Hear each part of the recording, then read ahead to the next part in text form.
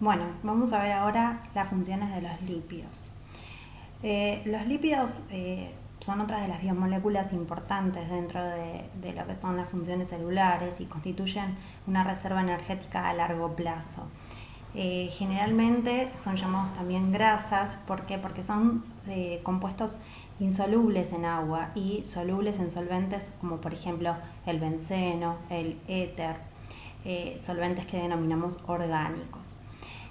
Justamente dentro de lo que es la función, que como les decía son la principal reserva energética a largo plazo que tiene la célula, también forman diferentes tipos de elementos, ¿sí?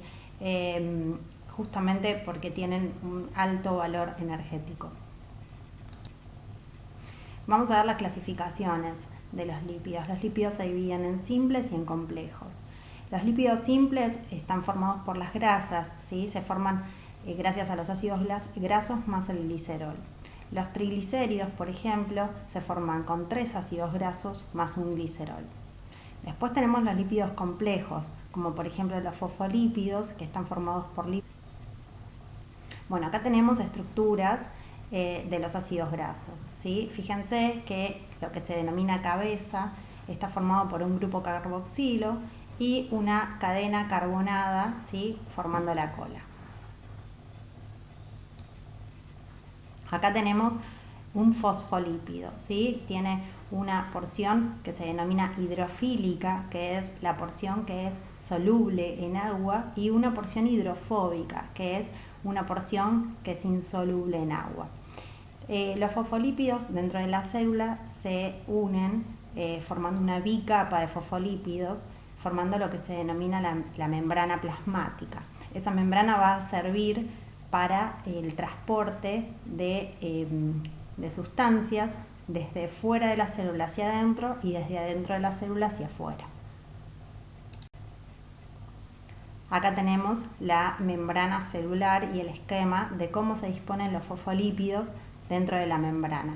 Acuérdense que las cabezas hidrofílicas se disponen en los espacios que están en contacto con el agua y las colas hidrofóbicas se disponen hacia adentro, formando lo que se denomina la bicapa de fosfolípidos. Bueno, vamos a las proteínas ahora. Las proteínas constituyen también una función sumamente importante en lo que es las células y están formados por átomos de carbono, hidrógeno, oxígeno, nitrógeno y azufre.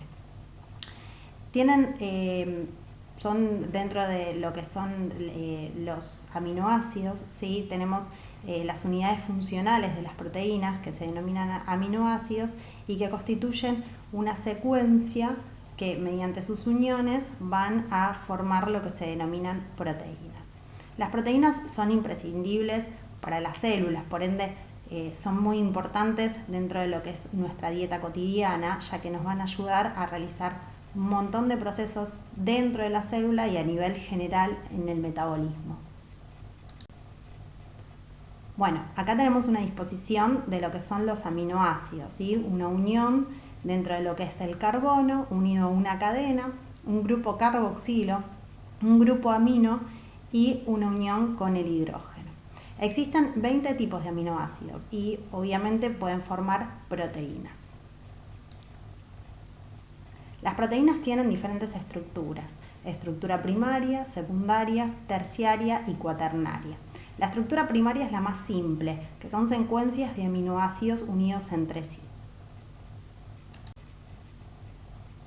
La estructura secundaria conforma los plegamientos de las estructuras primarias gracias a las cadenas polipeptídicas.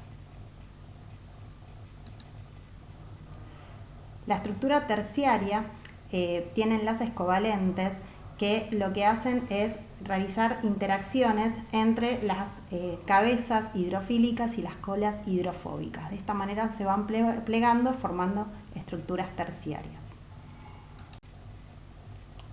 Acá tenemos la estructura cuaternaria, ¿sí? Un ejemplo es la hemoglobina. La hemoglobina cumple un rol fundamental en el transporte de oxígeno y dióxido de carbono dentro de la sangre. Constituye también un plegamiento sumamente importante de las proteínas y son vitales para el metabolismo. Las proteínas cumplen diversas funciones. Dentro de las funciones más importantes tenemos la función enzimática. Las enzimas son proteínas que lo que hacen es disminuir la energía de activación para que se realicen diferentes procesos dentro de las células. También cumplen una función hormonal. Las hormonas van a ir a activar ciertos procesos metabólicos. Y también cumplen una función de transporte. Dentro de la membrana plasmática ayudan a establecer ciertos equilibrios químicos que se dan en la célula. Bueno, bien, vamos a los nucleótidos y los ácidos nucleicos, que son las últimas biomoléculas. Los ácidos nucleicos constituyen un rol fundamental dentro de lo que es la estructura del ADN. Están formados por una pentosa, una base nitrogenada y un grupo fosfato. Dentro de los ácidos nucleicos tenemos las adeninas, las timinas, las citosinas, las guaninas y el uracilo. El uracilo está dentro de lo que es el ARN y cumple una función muy importante en la transcripción, en el proceso de duplicación celular.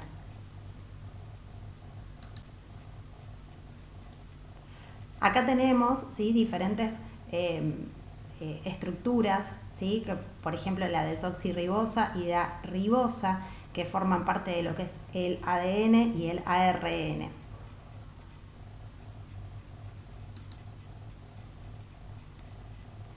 Las hebras de los nucleótidos se van a aparear de forma antiparalela. ¿Qué significa esto? Que adenina, el nucleótido de adenina se va a unir con, la base nitrogenada de adenina se va a unir con la base nitrogenada de timina y la citosina con la guanina, formando así las dos hebras del ADN.